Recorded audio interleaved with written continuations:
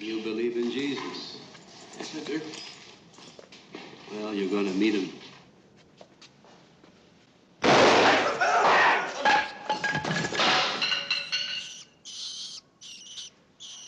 Charles Bronson. Now, here's a man who epitomized the notion of the angry vigilante.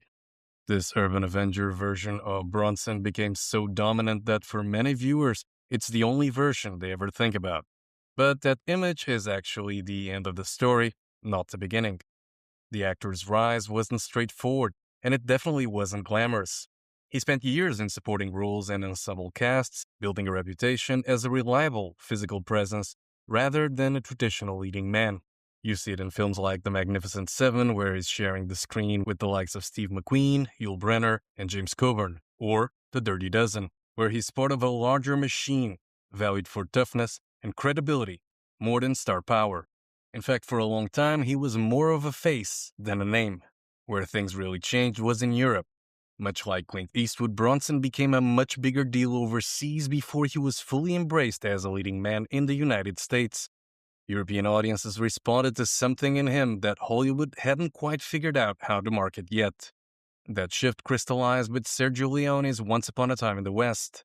Bronson stepping into the mythic silent gunman role, one he ended up taking when Eastwood passed on the project, didn't just give him a career highlight. It helped redefine him as the kind of modern Western icon. From there, his box office standing in the 1970s surged, and thanks to vehicles like Death Wish, Bronson emerged as a genuine action lead, operating in the same cultural space as Eastwood and Steve McQueen, even if his persona was very different. Where Eastwood often played agents of the law, and McQueen, the actor's co-star in The Great Escape, leaned into cool, stylish rebellion, Bronson cultivated something rougher and more stoic. He wasn't polished, he wasn't charming. His power came from stillness, from silence, from a kind of granite-faced intensity that made him feel more like a force of nature than a conventional action star. That minimalist style became his signature. Long pauses, few words, a stare that did most of the acting. Silence wasn't a limitation for Bronson. It was a weapon. By the 1980s, that persona had hardened into something more rigid, as he became closely associated with Cannon films and a run of increasingly formulaic revenge pictures. The angry man with a chip on his shoulder became the default version of Bronson. But in the process, a lot of the texture and range of his early career got lost in the shadow of that late period image. In fact, you'll find plenty of gems in the actor's career that aren't talked about enough. And so to give them the attention they deserve, here are my top 5 picks for Charles Bronson most underrated movies listed in chronological order. But before we get started, here are a few honorable mentions. The Mechanic, an action flick marked by cool professionalism, creative kills, and a great twist ending. A key highlight is Bronson's stoic menace that combines perfectly with inventive action and psychological edge, elevating the title above routine assassin picks. Mr. Majestyk. With a script penned by Elmore Leonard, Mr. Majestyk boasts a new level of depth and realism for the revenge genre. The actor's sympathetic turn as the melon farmer wronged by the mafia was great, but largely overshadowed by his biggest hit, Death Wish. Death Hunt. The pairing of Bronson with Lee Marvin and the breathtaking scenery resulted in a terrific period piece/action entry, boasting high body count and climatic shootouts. Two aspects that would come to define the action genre in the 1980s. And finally, one to avoid, remaking Casablanca is never a good idea. When you combine the concept with the lead's desire to tackle different roles, you're almost certain to have a major disaster. So my advice is to steer clear of Cabo Blanco. And moving on to the ranking, at number 5 we have 1971's Red Sun. Set in 1870s Arizona, we find outlaw Link Stewart, who robs a train carrying a Japanese ambassador's ceremonial gold sword, a gift intended for President Grant. His partner, Gauche, played by Alain Delon, betrays him, kills a samurai bodyguard, and makes off with both the sword and the gold. The surviving samurai, Kuruda Jubei, played by Toshiro Mifune, is bound by honor to recover the sword within 7 days or commit seppuku, and he forces a reluctant Link to help him track Gauche down. What follows is a cross-country pursuit involving rival gangs, ambushes, and cultural clashes as the unlikely pair trail gauche through the frontier. Along the way, Link is forced to choose between pure self-interest and a growing sense of shared code as gunfighter pragmatism collides with samurai honor. Now, this title is a bold East meets West hybrid, blending samurai stoicism with spaghetti Western tropes in a way that still feels fresh. Swordplay, gunfights, and cultural clash dynamics give it a pulpy, international flavor that makes it endlessly rewatchable. The multinational cast is a huge part of the appeal. Bronson, Mifune, Delon, and Ursula Andress bring genuine star power, whilst Terence Young's polished direction gives the film a slick, Bond-era sheen that elevates what could have been pure B-movie spectacle. It's an underrated cult favorite that mixes Leone-style stand-ups with Kurosawa-inspired honor codes, making it perfect for fans of ambitious 1970s international co-productions that prioritize style, stars, and genre play. Bronson's Link is peak rogue anti-hero, a weathered survivor driven by money and instinct, whose gravely pragmatism clashes beautifully with Mifune's rigid Bushido. That contrast lets Bronson play reluctant growth, from pure self-interest to a man slowly pulled towards higher values. His presence sells every betrayal in pursuit. The stone-faced intensity makes Link's anger and survival instincts feel grounded, whilst his dry, understated reactions give the cultural clash dynamic a lived-in authenticity. Crucially, Bronson holds his own opposite a legend like Mifune without overpowering the film. Instead, he becomes the emotional bridge between worlds, and his final choice gives Link a moral weight that elevates him beyond a standard Western outlaw. And from anti-Western adventures to the depths of the human psyche, Bronson's next underrated gem was also released in 1971, right in the middle of his transition into a full-fledged American movie star. At number 4 we have Someone Behind the Door. An amnesiac stranger, Bronson, is found dazed near Folkestone Beach and taken by neurosurgeon Lawrence Jeffries, played by Anthony Perkins, who begins examining his memory loss and unexplained chest scars. But Jeffries is hiding a darker motive. He's obsessed with revenge against his unfaithful wife, Frances, played by Jill Ireland. Jeffries begins to psychologically manipulate the stranger, planting false memories and gaslighting him into believing that Frances is his wife and that she's having an affair with journalist Paul Damien. It's a taut, low-key psychological duo between two iconic screen neurotics, Perkins in his post-psycho mode, and Bronson just before his Death Wish reinvention. Stylish early 1970s cinematography and confined interiors steadily build a sense of creeping dread.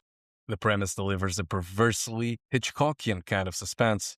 Memory manipulation, planted identities, and psychological suggestion make the tension feel intimate and unsettling, rewarding viewers who pay attention to small details and reversals.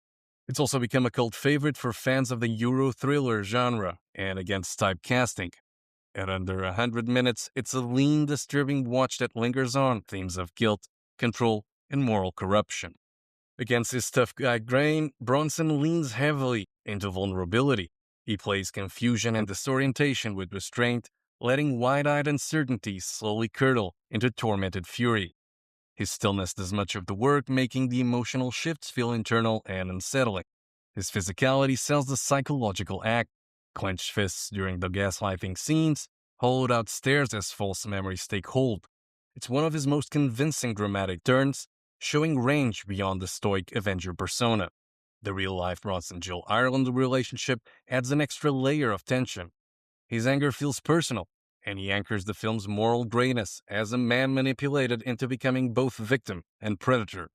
The next title on the list is one of the many collaborations between Bronson and director J. Lee Thompson, and it stands out as a cut above the rest of the actor's canon-era output. At number 3 we have Kinjite, Forbidden Subjects. LAPD Lieutenant Crow, played by Bronson, a volatile vice cop with a hair-trigger temper and deeply ingrained prejudices, goes on a warpath after his daughter is groped on a bus by Japanese businessman Hada. What begins as a personal vendetta takes a darker turn when Hada's own daughter is kidnapped and pulled into a trafficking ring by Pimp Duke. Ironically, Crow is forced to walk alongside Hada to dismantle the operation, despite mutual resentment and cultural hostility. Crow escalates the war with increasingly brutal and personal methods. Now, this title is pure 1980s exploitation excess, a lurid vigilante thriller that hits nearly every Cannon film's trademark: ugly subject matter, over-the-top violence, politically incorrect dialogue, and a relentlessly bleak worldview. J. Lee Thompson's muscular direction gives the film real drive, especially in the stakeouts and action sequences. For Bronson completists, it's peak late period formula. A lean, nasty 90 minutes of no-frills revenge cinema that's far more watchable and memorable than much of his surrounding Cannon output. Bronson fully owns Crow as the ultimate angry dead cop. His scowl, gravely threats, and sadistic intimidation tactics perfectly suit the character's bottled fury.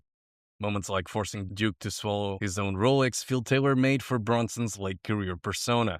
There's also a flicker of complexity beneath the rage. Crow is forced to confront and partially move past his prejudice in order to save Hadda's daughter, adding a rare note of an easy growth to what could have been a purely one-note Avenger role. His visible menace dominates the movie. Barroom confrontations and escalating brutality showcase the actor's weathered authority, making Crow's final act of justice land as a chilling, character-consistent payoff. The next title on the list is possibly the closest the actor ever came to securing an Academy Award nomination by effectively playing against type. At number 2, we have the Sean Penn-helmed The Indian Runner. Set in the 1960s Great Plains, Deputy Sheriff Joe Roberts tries to anchor his volatile younger brother Frank, a restless Vietnam vet with a criminal streak, as Frank returns home to both his pregnant girlfriend and hoping to rebuild, amid family tragedies, a new relationship. Familial bonds strain under Frank's simmering rage and Joe's conflicted duty, pulling their small-town world toward an inevitable rupture. Penn crafts a brooding, character-rich tragedy with raw authenticity. Moody cinematography and Springsteen's folk spirit evoke rural America's quiet desperation without melodrama. Standout turns from David Morse and Viggo Mortensen as the brothers anchor an ensemble cast that includes Patricia Arquette and Valeria Golino, giving the film a realistic, mundane quality that elevates it above routine crime drama. What also makes The Indian Runner stand out is how confidently Sean Penn directs against easy sentimentality.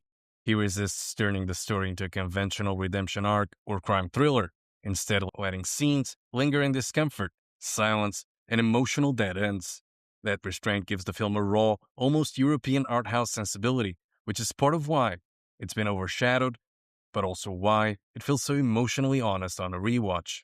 It's an underrated 90s gem that blends Kane-enabled tension with Vietnam-era fallout, rewarding patient viewers who prefer emotional weight over flash. As the brother's father, Bronson sheds his action hero shell for haunted restraint. He plays a weathered everyman nursing regret and quiet despair, his hangdog presence wordlessly conveying generational damage. Limited screen time amplifies his impact. Subtle glances and gravely line readings hint at unspoken failures, fueling his son's rift, proving his dramatic chops well beyond vigilante mode. Bronson's mustacheless naturalism fits Penn's gritty realism perfectly, adding patriarchal gravity that lingers as the family unravels. And I wrap up this list by going out on a limb. A fifth entry in a franchise defined by diminishing returns shouldn't be a highlight, but Death Wish 5, The Face of Death, quietly corrects many of the excesses of its predecessors. Paul Kersey is trying to build a fragile new domestic life with fiancée Olivia Regent, only for her ex-husband, Garment District mobster Tommy O'Shea, to drag them into a web of intimidation and organized crime. As pressure mounts from both criminals and compromised authorities, Kersey is once again pushed toward the vigilante path, balancing police scrutiny with his own lethal instincts amid escalating threats and personal stakes. It's a lean, unpretentious series capstone. At a brisk 95 minutes, it embraces the franchise's pulpy vigilant ethos, while trimming some of the cartoon excess that weighed down earlier sequels. The familiar New York grit and mob movie trappings feel like comfort food for Bronson fans, with sharper production values giving the shootouts and cat-and-mouse dynamics more punch than the immediate predecessors. As Bronson's final outing as Paul Kersey, it works as a flawed but fitting full stop on 2 decades of urban revenge fantasies. Not great cinema, but a surprisingly solid slate franchise entry for 90s action completists. At 73, Bronson remains the stoic engine of the film, and it wisely ages him into the role. His lined face, deliberate movements, and unblinking stares sell a version of Kersey that feels worn down, but still dangerous. The authority is still there, but it's tempered with weariness. He plays Kersey less like an ageless executioner and more like a man running on stubborn will and accumulated fury, which makes the violence feel heavier and more final. What really anchors this is the restraint. Bronson brings quiet grief and moral steel to the role, giving the film a sense of closure. As the last chapter, it feels oddly dignified, proving that even in formulaic fare, his screen presence still carries real weight. And there you have it.